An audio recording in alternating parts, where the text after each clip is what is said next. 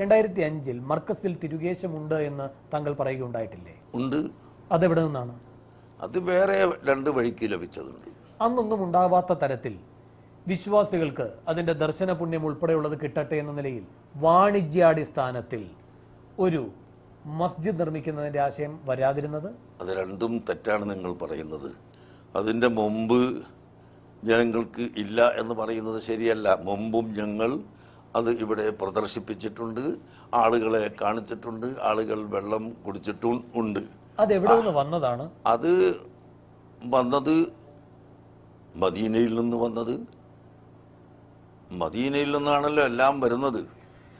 ശ്രീ കാന്തപുരം, പക്ഷെ അതിന്റെ വഴി താങ്കൾ പറയുന്നില്ല. എന്തിനാണ് അതിലൊരു രഹസ്യം? ഇല്ല, ഒരു രഹസ്യവും ഇല്ല. വഴിയൊക്കെ പറഞ്ഞു കഴിഞ്ഞിട്ടുള്ളതാണ്, ഇനി രണ്ടാമത് പറയേണ്ടതില്ല.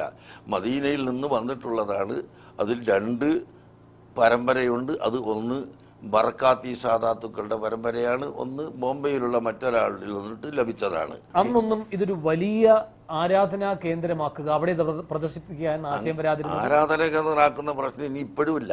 നബിയുടെ തിരുശേഷിപ്പ് കാണാൻ ഒരു അവസരം കിട്ടുക, നബിയുടെ തിരുശേഷിപ്പ് കാണാൻ വരുന്ന ആളുകൾക്ക് നിസ്കരിക്കാൻ പറ്റിയ ഒരു വലിയ പള്ളി ഉണ്ടാക്കണം എന്ന് മാത്രമേ ഉള്ളൂ. എന്ന് പറയുമ്പോൾ 45 കോടിയുടെ പള്ളി, അത് പിന്നെ എഞ്ചിനീയർമാരുടെ തീരുമാനം ഉണ്ടാവും. അത് പള്ളി എന്ന് പറഞ്ഞാൽ പള്ളി മാത്രം പോരല്ലോ.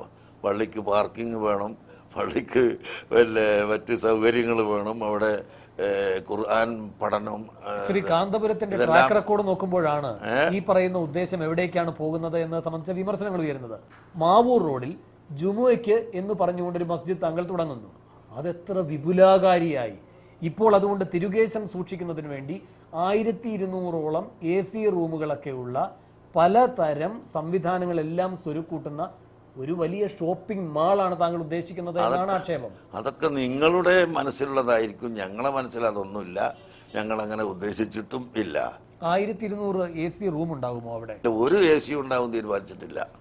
ഒരു AC റൂം പോലും ഉണ്ടാകില്ല. ഉണ്ടാവുമെന്ന് തീരുമാനിച്ചിട്ടില്ല. അതൊക്കെ പള്ളി ഉണ്ടാക്കുമ്പോഴല്ലേ AC വേണോ വേണ്ടേന്ന് തീരുമാനിക്കരുത്. കേരളത്തിൽ ഇതിന് AC.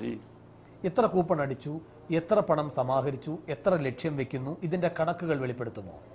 നിങ്ങളോട് വെളിപ്പെടുത്തുകയില്ല.